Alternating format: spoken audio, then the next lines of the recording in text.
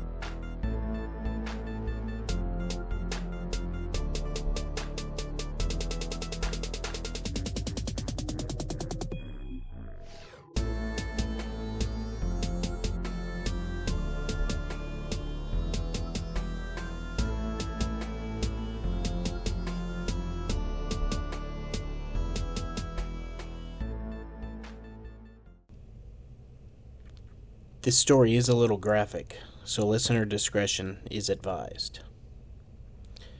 The San Ysidro McDonald's Massacre was an act of mass murder which occurred at a McDonald's restaurant in the San Ysidro neighborhood of San Diego, California on July 18, 1984.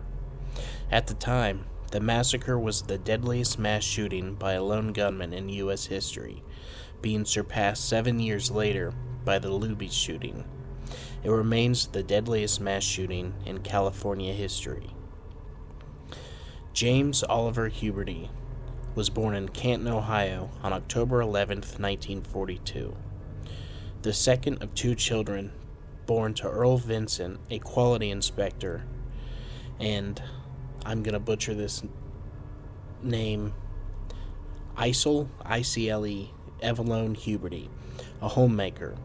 Both parents were devoutly religious, and the family were regular attendees at a local United Methodist church.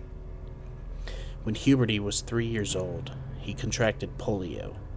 To minimize his ailment, he was required to wear steel and leather braces upon his legs. Although he made a progressive recovery from his ailment, he would be afflicted with a mild limp for the remainder of his life. In 1950, Earl Huberty purchased a 155-acre farm in Mount Eaton, and the wife refused to live in a rural location and refused to even view the property. Shortly thereafter, she abandoned her family to perform sidewalk preaching as a Pentecostal missionary in Tucson, Arizona. Huberty found his mother's abandonment emotionally devastating, and his father would later recollect finding his son slumped against a family chicken coop, sobbing. Huberty was a sullen child with very few friends, whose primary interest was target practice. A family acquaintance would later describe him as, quote, a queer little boy who practiced incessantly with a target pistol. By his teens, Huberty was something of an amateur gunsmith. Due to his limp, his family's extreme religious beliefs, and his reluctance to socialize with his peers, Huberty was frequently targeted by bullies at his high school. An average scholar, he graduated 51st out of a class of 77 students in 1960. In 1962, he enrolled in Malone College, where he initially studied sociology, before opting to study at the Pittsburgh Institute of Mortuary Science. There, he graduated with honors from this institute in 1964, being issued with a funeral director's license, and the following year, an embalmer's license. In early 1965, Huberty married Etna Markland, whom he had met while attending Malone College. Shortly after his marriage, Huberty obtained employment at a funeral home in Canton. Although proficient in embalming, Huberty's introverted personality made him ill-suited to dealing with members of the public, causing minor conflicts with his supervisors. Nonetheless, he worked in this profession for 2 years before opting to become a welder for a firm in Louisville. He worked for this firm for 2 years before securing a better-paid position at Babcock and Wilcox in June 1969. Although reclusive, Huberty's employers considered him a reliable worker. He willingly took overtime, earned promotions, and by the mid-1970s, he regularly earned between $25,000 and $30,000 per year. Shortly after Huberty was hired by this firm, he and his wife moved into a 3-story home in an affluent section of Massacre, Ohio. In the winter of 1971, this home was destroyed in a fire. Shortly thereafter, James and Edna bought another house on the same street. They later built a 6-unit apartment building on the grounds of their first home, which they managed. Daughters Zelia and Cassandra were born in 1972 and 1974. Huberty had a history of domestic violence, frequently slapping or punching his daughters, holding knives to their throats, or beating his wife. On one occasion, Edna filed a report with the Canton Department of Children and Family Services, stating that her husband had, quote, messed up her jaw. Although she later insisted on the majority of occasions he had assaulted her, he struck her only once. Beginning in 1976, Edna repeatedly attempted to persuade her husband to seek counseling to alleviate his source of stress. Although he refused to seek any form of therapy, in personal efforts to pacify her husband's temper, anxiety, and general paranoia, and to both influence and control his behavior, Edna took great efforts to minimize any possibility of agitating her husband.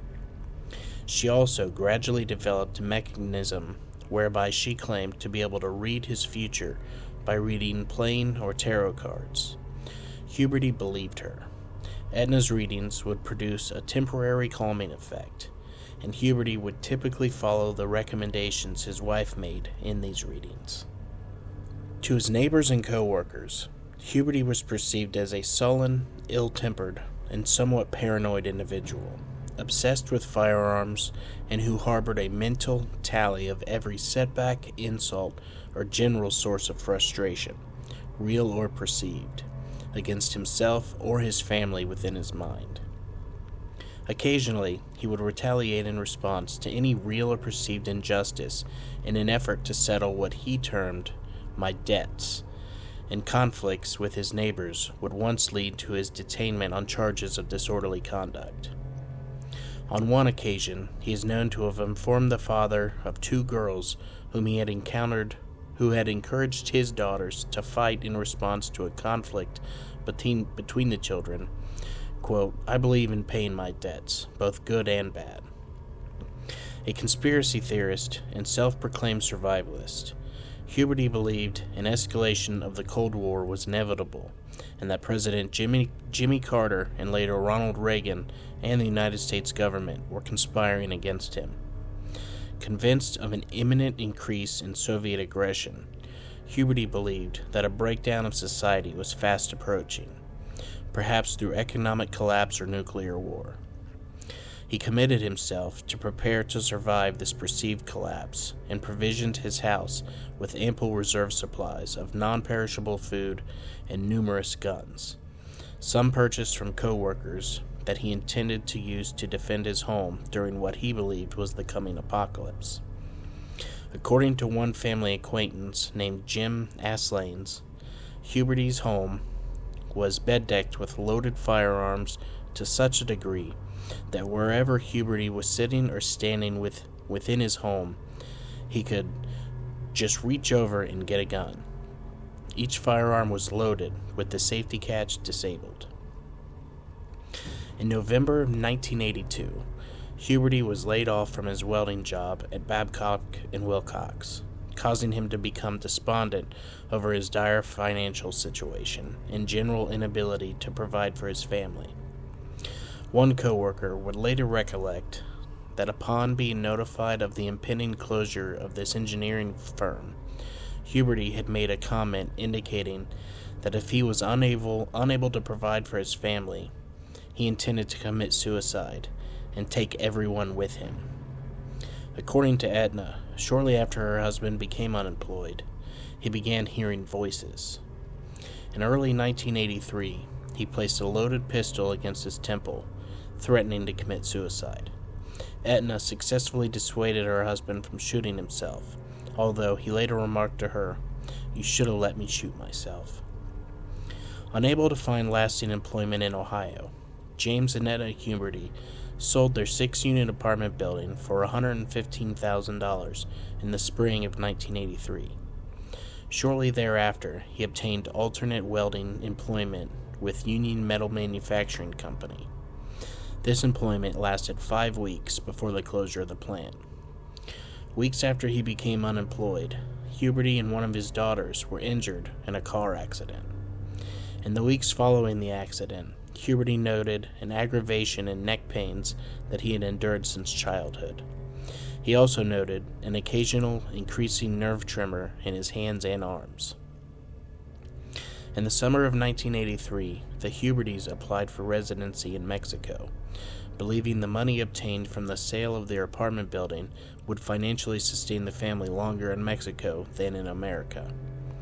Having also sold their home for just $12,000 in cash in September, with the buyer assuming their $48,000 mortgage, Huberty informed family acquaintances of his intentions to relocate the family to Tijuana in search of employment opportunities, confidently stating, "We're going to show them who's boss." When Huberty and his family moved from Ohio to Tijuana in October of 1983, he left all but the most essential of his family's possessions in storage in Ohio, but ensured he brought his huge collection of guns, ammunition, and survival supplies with him.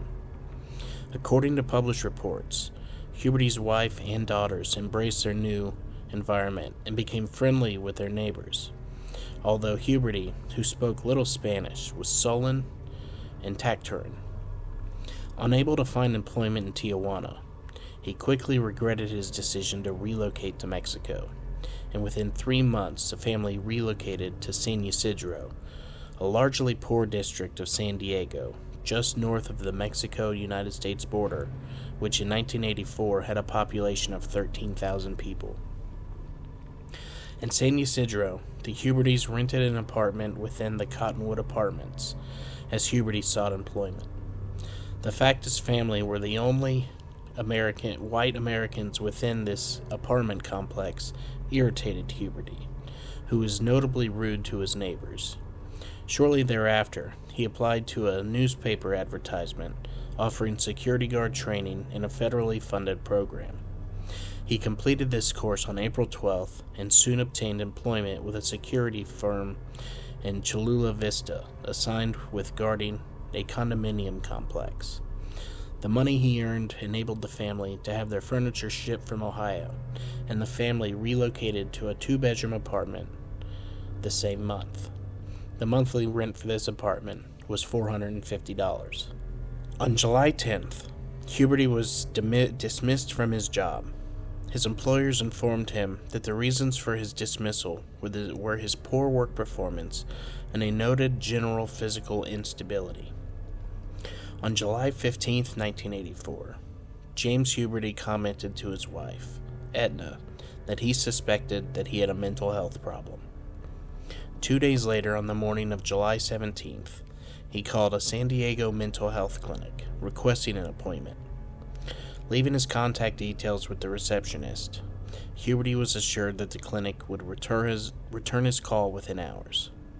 According to his wife, he sat quietly beside the telephone for several hours, awaiting the return call, before abruptly walking out of the family home and riding to an unknown destination on his motorcycle. Unbeknownst to Huberty, the receptionist had misspelled his name as Schuberty, His polite demeanor conveyed no sense of urgency to the operator, and he had elaborated in the phone call that he had never been hospitalized for mental health issues. Therefore, the call had been logged as a, quote, non-crisis inquiry, to be handled within 48 hours. Approximately 1 hour later, Huberty returned home in a contented mood. After eating dinner, Huberty, his wife, and their 2 daughters cycled to a nearby park. Later that evening, he and Etna watched a film together on their television. The following morning, Wednesday, July 18th, Huberty, his wife, and children visited the San Diego Zoo. In the course of their walk through the zoo, he told his wife of his belief that his life was effectively over. Referring to the mental health clinic's failure to return his phone call the previous day, he said, "Well, society had their chance." After eating lunch at a McDonald's restaurant in the Claremont neighborhood of San Diego, the Huberty family returned home. Shortly thereafter, Huberty walked into his bedroom wearing a maroon t-shirt and green camouflage pants as his wife lay relaxing on their bed. He leaned toward her and said, "I want to kiss you goodbye." Etna kissed her husband, then asked him where he was going, stating her intention to soon prepare the family dinner. Huberty calmly replied that he was going hunting for humans. Holding a gun across his shoulder and carrying a box of ammunition and a bundle wrapped in a checkered blanket, Huberty glanced toward his oldest daughter, Zelia, as he walked toward the front door of the family home, and he said, "Goodbye, I won't be back." Huberty then drove down San Ysidro Boulevard. According to eyewitnesses, he drove first toward a Big Bear supermarket and then toward a U.S. Post Office branch before entering the parking lot of a McDonald's restaurant, approximately 200 yards from his home. At approximately 3:56 p.m. on July 18th, Huberty drove his black Mercury Marquis sedan into the parking lot of the McDonald's restaurant on San Ysidro Boulevard. In his possession were a 9mm Browning HP semi-automatic pistol, a 9mm Uzi carbine, a Winchester 1200 12-gauge pump-action shotgun, a box, and a cloth bag filled with hundreds of rounds of ammunition for each weapon. A total of 45 customers were present inside the restaurant. Entering the restaurant minutes later, Huberty first aimed his shotgun at a 16-year-old employee named John Arnold from a distance of approximately 15 feet. As he did so, the assistant manager, Guillermo Flores, shouted, "Hey, John, that guy's going to shoot you." According to Arnold, when Huberty pulled the trigger, nothing happened. As Huberty inspected his gun, the manager of the restaurant, 22-year-old Neva Kane, walked toward the service counter of the restaurant in the direction of Arnold, as Arnold, believing the incident to be a distasteful joke, began to walk away from the gunman. Huberty fired his shotgun toward the ceiling before aiming the Uzi at Kane, shooting her once beneath her left eye. Kane died minutes later. Immediately after shooting Kane, Huberty fired his shotgun at Arnold, wounding the teenager in the chest and arm, before shouting a comment to the effect of, "Everybody on the ground." Huberty then referred to all present in the restaurants as, quote, "dirty swine, Vietnam assholes," before claiming that he had, quote, "killed 1,000, and that he intended to kill 1,000 more. Upon hearing Huberty's profane rant and seeing Kane and Arnold shot, one customer, 25-year-old Victor Riviera, tried to persuade Huberty not to shoot anyone else. In response, Huberty shot Riviera 14 times, repeatedly shouting, "Shut up," as Riviera screamed in pain. As staff and customers tried to hide beneath tables and service booths, Huberty turned his attention toward 6 women and children huddled together. He first killed 19-year-old Maria Silva with a single gunshot to the chest, then fatally shot 9-year-old Claudia Perez in the stomach, cheek, thigh, hip, leg, chest, back, armpit, and head with his Uzi. He then wounded Perez's 15-year-old sister, Imelda, once in the hand with the same weapon, and fired upon 11-year-old Aurora Pena with his shotgun. Pena, initially wounded in the leg, had been shielded by her pregnant aunt, 18-year-old Jackie Reyes. Huberty shot Reyes 48 times with the Uzi. Besides his mother's body, 8-month-old Carlos Reyes sat up and wailed, whereupon Huberty shouted at the child, then killed the infant with a single pistol shot to the center of the back. That was rough. Huberty then shot and killed a 62-year-old trucker named Lawrence Versluis before targeting a family seated near the play area of the restaurant, who had tried to shield their son and his friend beneath the tables with their bodies. 31-year-old Blythe Reagan Herrera had shielded her 11-year-old son Mateo beneath one booth, as her husband Ronald protected Mateo's friend, 12-year-old Keith Thomas, beneath a booth directly across from them. Ronald Herrera urged Thomas not to move, shielding the boy with his body. Thomas was shot in the shoulder, arm, wrist, and left elbow, but was not seriously wounded. Ronald Herrera was shot 6 times in the stomach, chest, arm, hip, shoulder, and head, but survived. His wife, Blythe, and son, Mateo, were both killed by numerous gunshots to the head. Nearby, 3 women had also attempted to hide beneath a booth. 24-year-old Guadalupe Del Rio lay against a wall. She was shielded by her friends, 25-year-old Gloria Ramirez and 31-year-old Ari Del Ceci Vargas. Del Rio was hit several times, but was not seriously wounded. Ramirez was unhurt, whereas Vargas received a single gunshot wound to the back of the head. She died of her wound the next day, the only person fatally wounded who lived long enough to reach a hospital. At another booth, Huberty killed 45-year-old banker Hugo Vasquez with a single shot to the chest. The first of many calls to emergency services was made shortly after 4 p.m., notifying police of the shooting of a child who had been taken to a post office on San Ysidro Boulevard. The dispatcher mistakenly directed responding officers to another McDonald's 2 miles from the San Ysidro Boulevard restaurant. This error delayed the imposition of a lockdown by several minutes, and the only warnings to civilians walking, riding, or driving toward the restaurant were given by passers-by. Shortly after 4 p.m., a young woman named Lydia Flores drove into the parking lot, stopping at the food pickup window.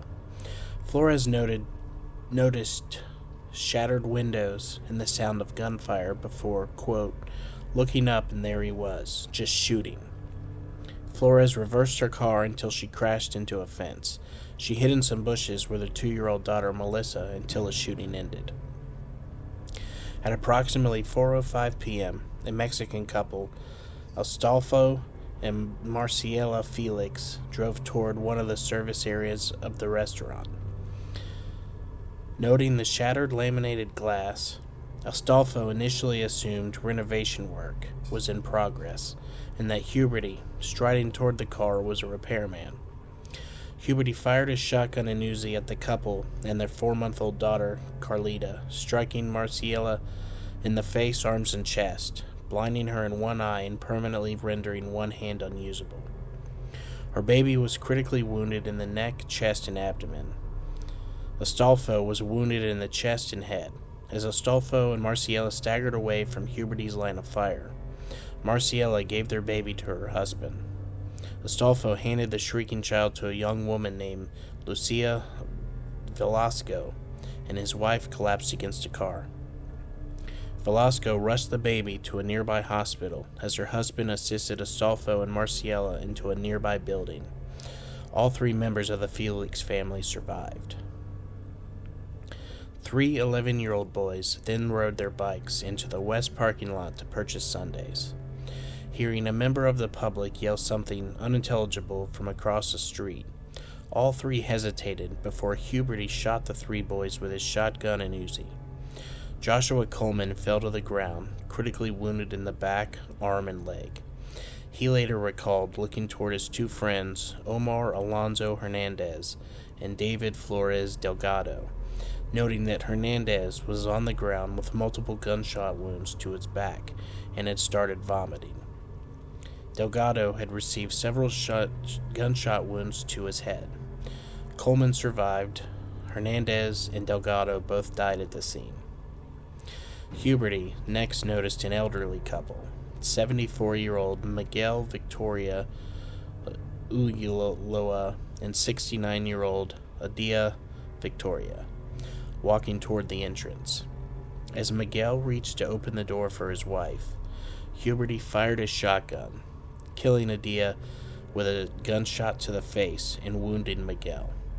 An uninjured survivor, Oscar Mondragon, later reported observing Miguel cradling his wife in his arms and wiping blood from her face, shouting curses at Huberty, who then approached the doorway, swore at Miguel, and then killed him with a shot to the head.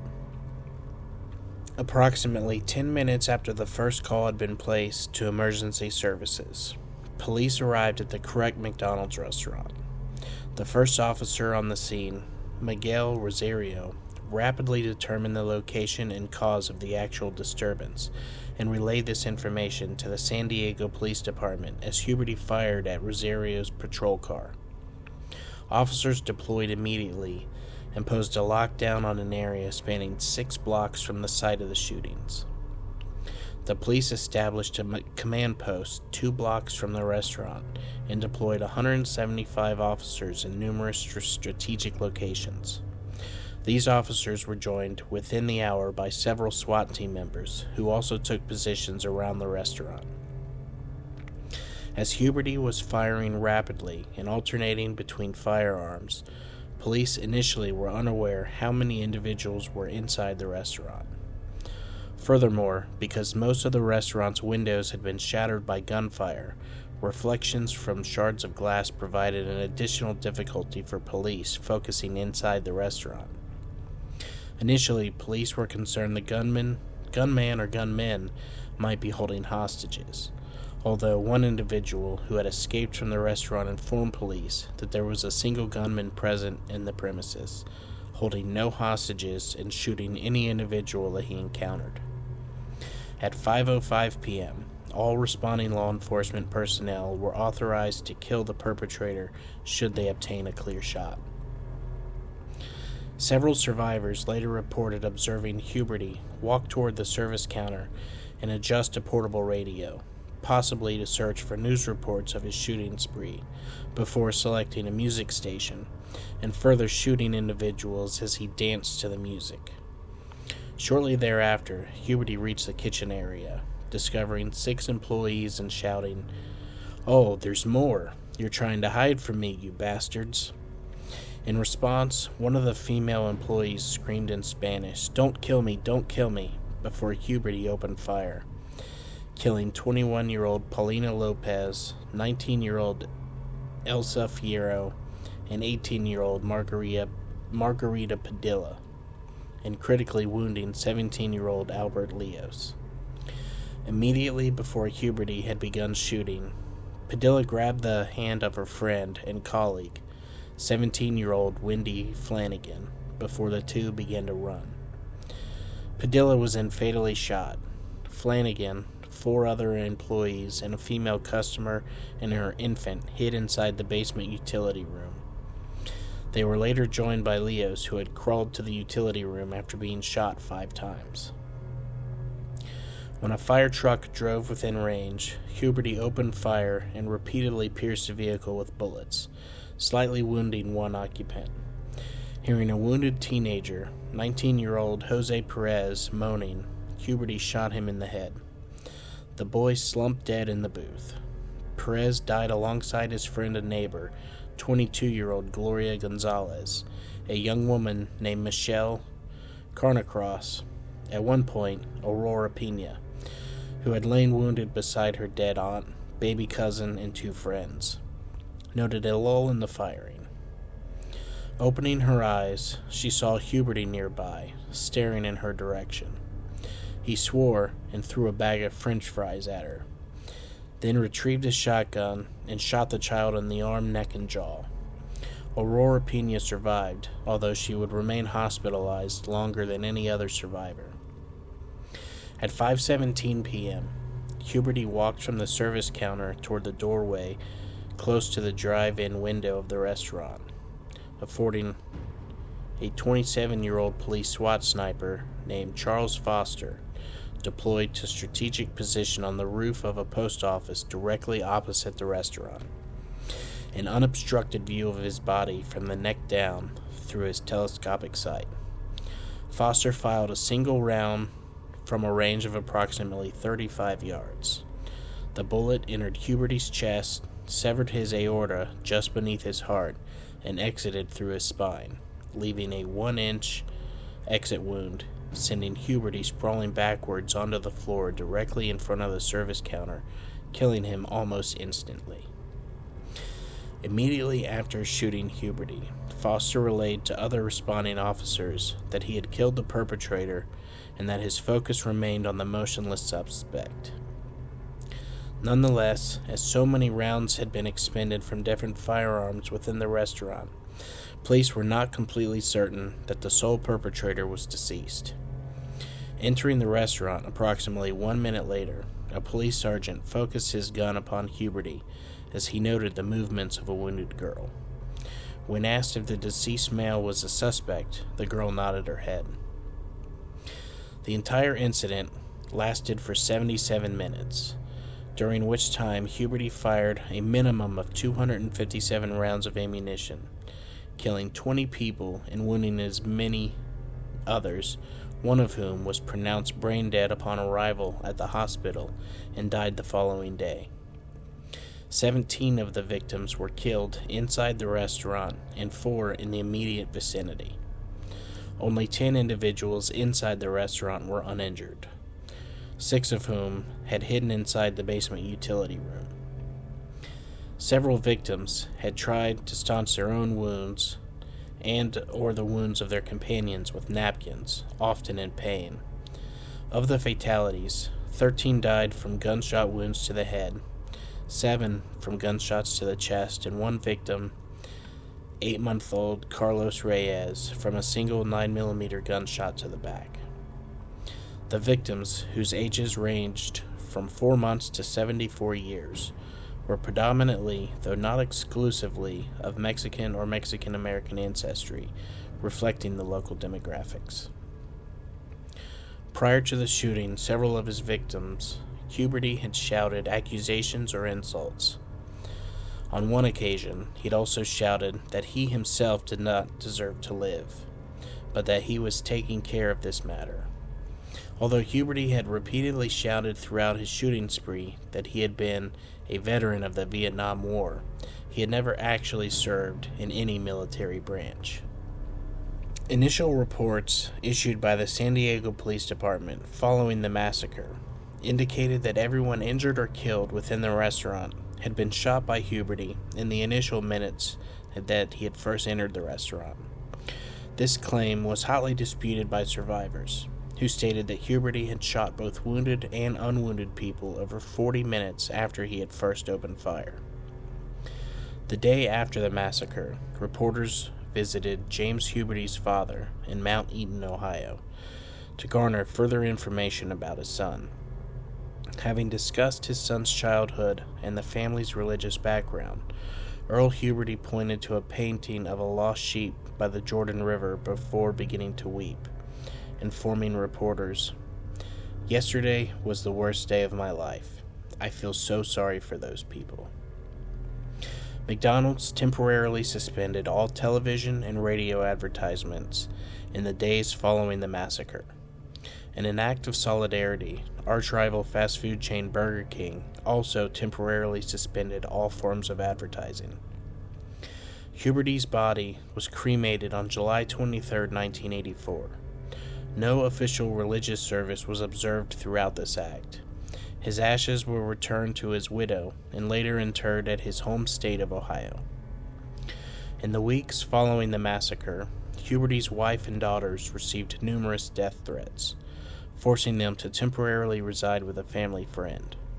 All three would attend counseling sessions for over 9 months. Edna Huberty and her daughters initially relocated from San Ysidro to Chula Vista, where Zelia and Cassandra enrolled in school under assumed names. 1 year later, the family moved to the community of Spring Valley.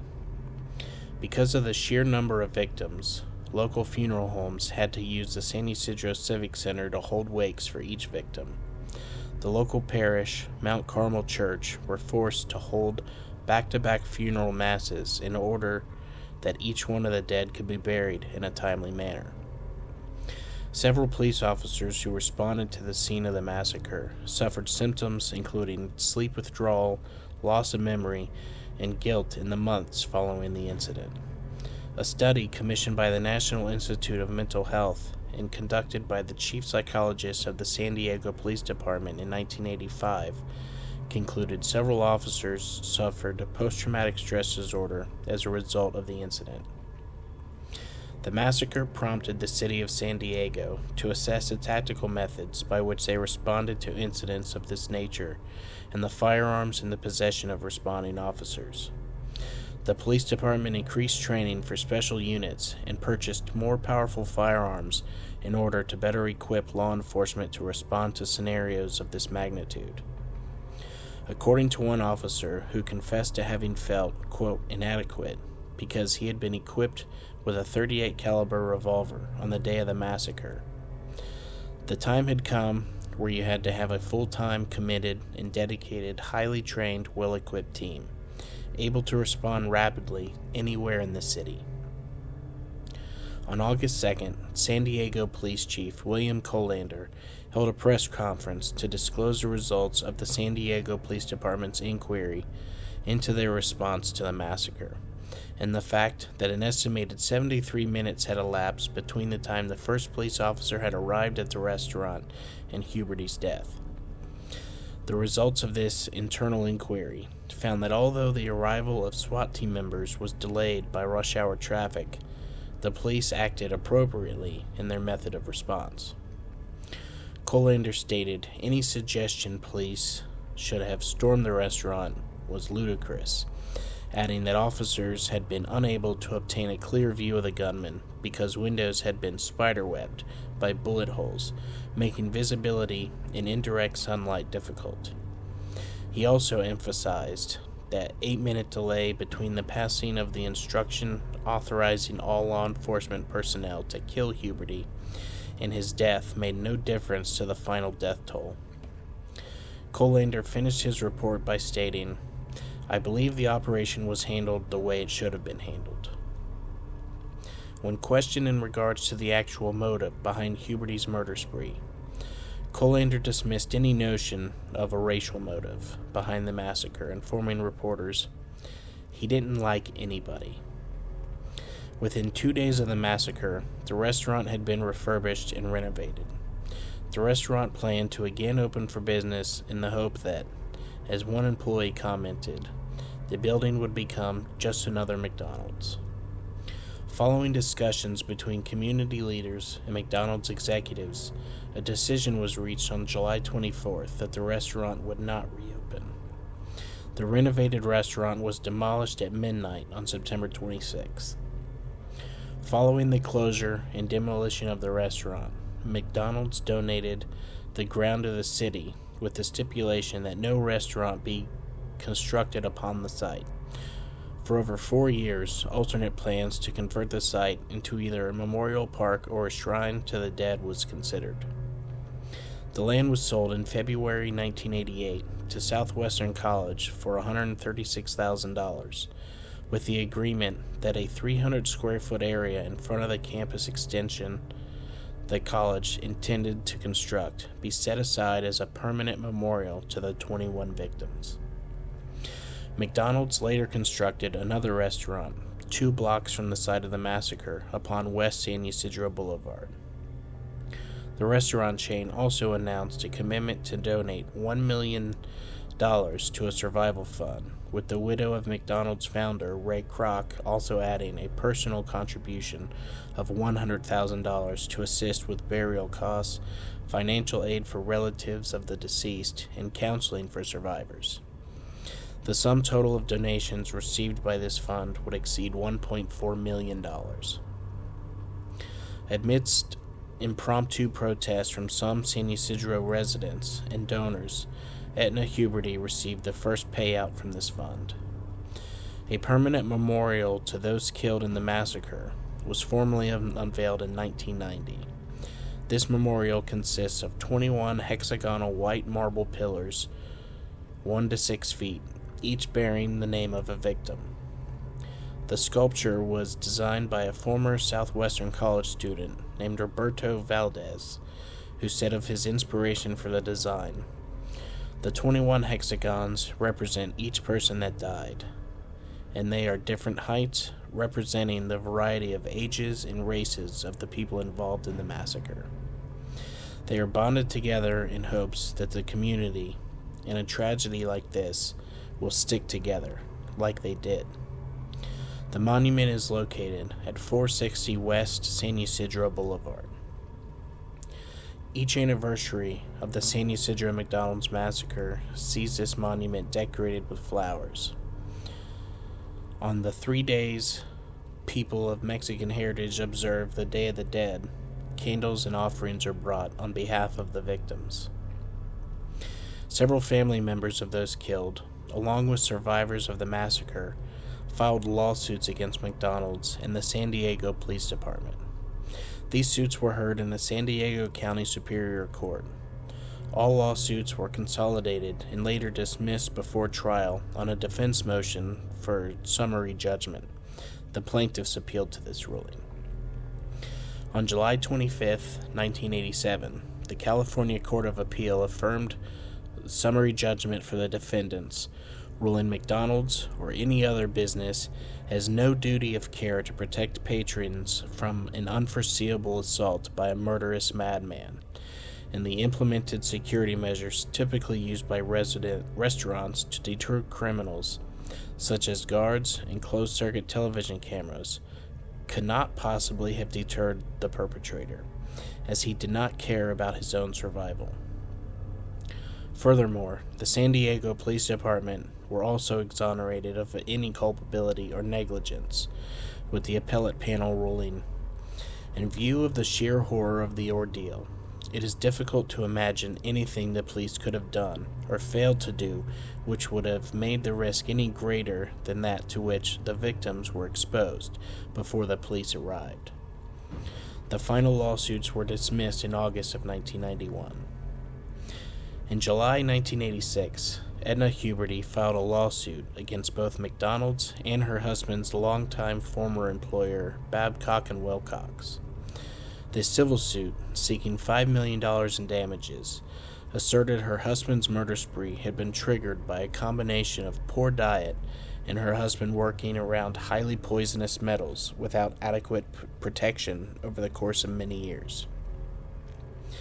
The suit specifically cited that no traces of either drugs or alcohol had been discovered in Huberty's body at his autopsy, negating any possibility of his actions being influenced by either factor, and that the alleged accrual of the high levels of lead and comedium discovered in Huberty's body at his autopsy had most likely accumulated via an ongoing exposure to the fumes inhaled during the 13 years that he had been employed as a welder by Babcock & Wilcox, and that a combination of Huberty's exposure to these chemicals, with his ingesting high levels of MSG in the staple McDonald's food that he had regularly consumed, had induced delusions and an uncontrollable rage. This lawsuit was dismissed in 1987. Etna Huberty died of breast cancer in 2003. Survivor Albert Leos later became a police officer.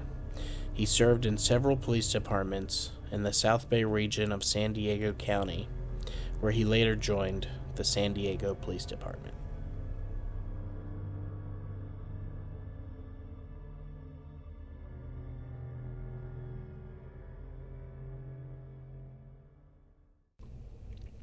Well, that is going to do it for today's episode. I hope that everyone enjoyed this story, and if you did, please rate and review on Spotify and Apple Podcasts. A 5-star rating really helps others to find us. And also, podcasts grow really well by word of mouth. So if you know any friends or family that enjoy this kind of content, please make sure to share with them. Don't forget to join us on Facebook, follow us on Instagram, and subscribe on YouTube. Thank you in advance for subscribing on YouTube and helping me eventually reach my goal of 500 subscribers. If you do enjoy the show, please consider helping to support us by joining on Patreon, with monthly bonus episodes being available from the $5 tier. Once again, thank you all for listening, and make sure to keep your doors and windows locked, and stay ready for Ohio Unsolved.